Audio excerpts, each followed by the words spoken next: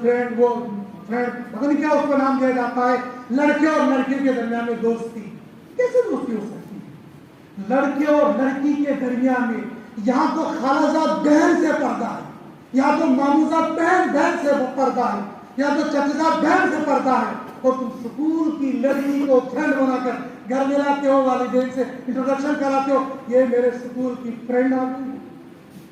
ہم لوگ تباہی کی طرف جا رہے ہیں، بربادی کی طرف جا رہے ہیں۔ بعض موقع پر الفاظ بہت سخت ہوتے ہیں، لیکن یہ میں طنز کے لیے نہیں کہہ رہا ہوں، توہین کے لیے نہیں کہہ رہا ہوں، بلکہ میں درد بتا رہا ہوں کہ ہمارا معاشرہ کہاں جا رہا ہے، ہماری نسلیں کہاں جا رہی ہے۔